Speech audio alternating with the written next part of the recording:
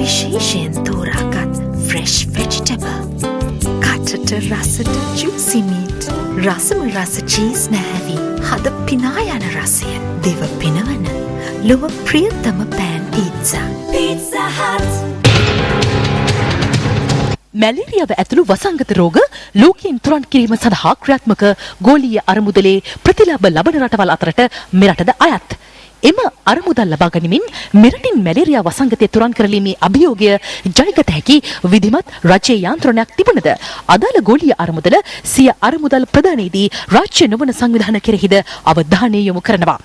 මැලේරියාව මැඩලීම පිණිස වූ මෙරට රජයේ යාන්ත්‍රණය වන මැලේරියා මර්ධන ව්‍යාපාරයට අමතරව රාජ්‍ය නොවන සංවිධාන කිහිපයකටද ගෝලීය අරමුදලෙන් මුදල් හිමිවන්නේ ඒ අනුවයි. යුද්ධය පැවති අවධියේදී එම අවදානමට නතුව තිබූ ප්‍රදේශවල මැලේරියා මර්ධන ව්‍යාපාරයට ක්‍රියාත්මක වීමට පැවති බාධා තුළ පැන නැගුණු අඩුව අදාළ රාජ්‍ය නොවන සංවිධාන හරහා යම් තාක් දුරකට සම්පූර්ණ වුණා.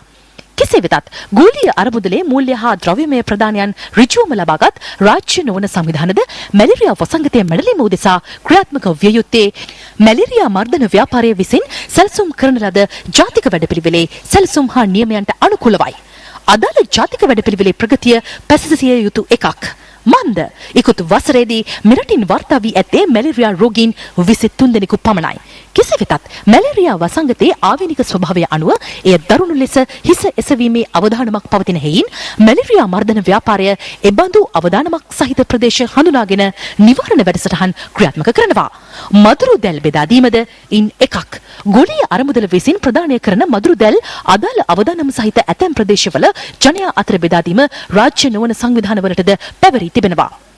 අම්පාරේ දෙහිඅත්ත කණ්ඩිය ප්‍රදේශාශ්‍රිතව එම වගකීම පැවරී ඇති රාජ්‍ය නොවන සංවිධානයක් මැලේරියා මර්ධනය ව්‍යාපාරයක් බවට පත් කරගෙන ඇති බවට ජනතාව චෝදනා කරනවා. අපිට මදුරුවන්ගෙන් හරිම කරදරයක්.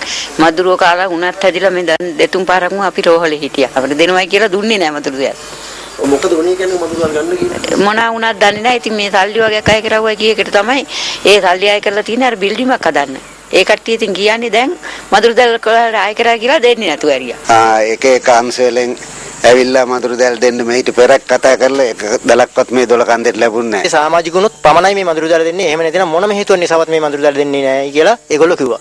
පස්සේ මට වෙන කියන්න දෙයක් නැහැ. ඒක එන මදුරු සරෝදෙන් දෙන එකක් වෙන්න ඇති කියලා මම එළියට බහලා ආවා. ඒ ඇවිල්ලා මම තොරතුරු ටිකක් වටේම පිටින් හොයලා බලනකොට තොරතුරු තිබුණේ මේ මැලේරියා මර්ධන ව්‍යාපාරය ලෝකාධාරයක් සානාධාරයක් යටතේ තමයි මේ මදුරු දැල් දෙන්නේ කියලා. එම සංවිධානය විසින් නිකුත් කර ඇති මේ ලදුපත් වලින් අදාළ චෝදනාව තහවුරු වෙනවා.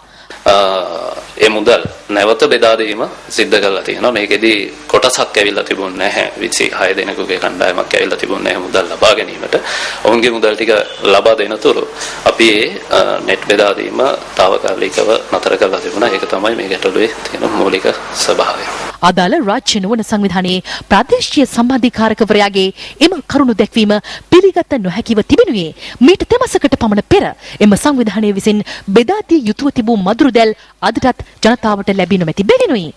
ගෝලීය අරමුදල් ලබා ගන්නා රාජ්‍ය නොවන සංවිධාන මැලේරියා මර්ධනයට අදාළව ක්‍රියාත්මක වී ඇති ආකාරය පිළිබඳ පසුවිපරමක් කිරීමට දෙහිඅත්ත කණ්ඩිය ආශ්‍රිත මෙම සිදුවීම පාදක කරගත යුතු නොවේද?